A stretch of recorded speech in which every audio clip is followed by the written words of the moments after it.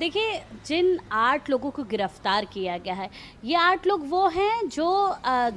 दान पात्र में आए हुए रुपए की गणना करते हैं और गणना करके बेसमेंट में ले जाने से लेकर बैंक तक जमा किया जाता है और बैंक में जाने के बाद की प्रक्रिया बैंक की हो जाती है। तो बैंक तक पहुंचाने की जो जिम्मेदारी थी, वो इन 8 लोगों की थी, जिसमें सबसे पहला नाम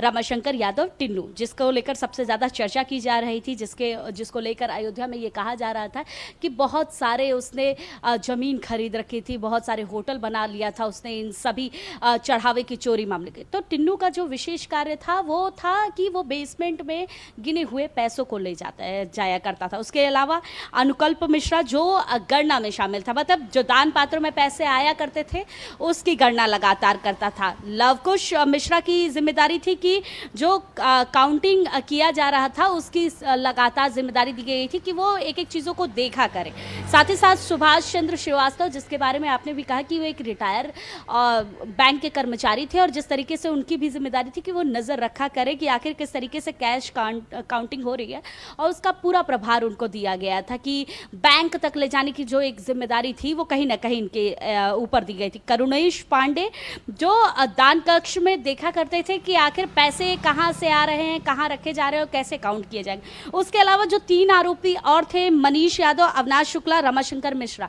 ये काउंटिंग स्टाफ थे। मतलब अभी जिन 8 लोगों की गिरफ्तारी हुई है वो गणना करते थे और गणना करने के बाद पैसे को बैंक तक ले जाया करते थे, लेकिन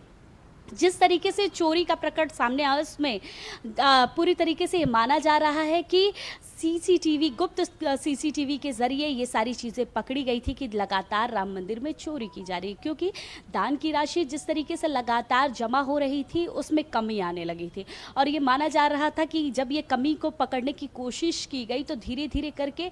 ये पता चला कि आखिर इन 8 लोगों ने किस तरीके से प्लानिंग बना रखी थी कि जो दान पेटी में जो चीज़ें आ रही हैं, चाहे वो सोने, हीरे, जवाहरात हो और जो कैश हो, उसको किस तरीके से गड्डी बनाना है और गड्डी में बनाने के बाद किस तरीके से बाहर निकालना। मतलब बैंक ले जाने तक की प्रक्रिया में उनको पता था कि एक गड्डी में कितने पैसे को उनको धीरे धीरे करके हटाना है। ये गड्डी बनाने के बाद, क्योंकि काउंटिंग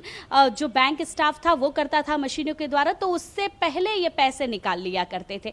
पूरी तरीके से गड्डी जरूर बनाया करते थे, पूरी चीज़ें होती थी, लेकिन काउंटिंग के बाद जिस तरीके की प्रक्रिया देखने को मिली उसमें शक धीरे धीरे गहराता गया और पूरी तरीके से पता चला कि आखिर किस तरीके से राम मंदिर प्रकरण में चोरी किया जा रहा है। देखिए, इन लोगों के, आरोपियों के पास से करोड़ों रुपए बरामद भी किए गए हैं, ऐसा नहीं है कि इनके पास से पैसे नहीं बरामद हुए। अब जिस तरीके से इन 8 आरोपियों से पुलिस पूछताछ कर रही है और एसआईटी भी पूछताछ करेगी गिरफ्तारी के बाद, तो ये पता चलेगा कि आखिर इन पैसों से इन लोगों ने क्या क्या किया और इनके ऊपर कितने और लोग हैं जिनकी वजह से इनको ये श्रेय मिली थी, और श्रेय मिलने के साथ साथ ये पूरी तरीके से चोरी का प्रकरण लगातार करते थे। अगर ये एक दिन में लाखों रुपए की चोरी किया करते थे तो जाहिर सी बात है कि एक महीने में करोड़ों का आंकड़ा तो पार कर लिया करते थे ये सब। और पूरी तरीके से इस चोरी के प्रकरण में कहीं ना कहीं 8 आरोपियों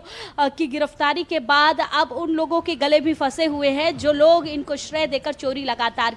करवाया करते थे और कहीं ना कहीं अभी इस प्रकरण से बचे हुए हैं। लेकिन एसआईटी पूरी जांच पड़ताल कर रही है। प्राथमिक जांच रिपोर्ट चाहे दी गई है, लेकिन अभी जब पूरी रिपोर्ट सामने आएगी सीएम के आगे तब पता चलेगा कि आखिर कितनी बड़ी चोरी थी राम मंदिर प्रकरण में। All right, Varsha, thank you so much for joining me on the telecast. Meanwhile, more news coming in. The new Class 9 NCERT textbook has included a dedicated lesson on the special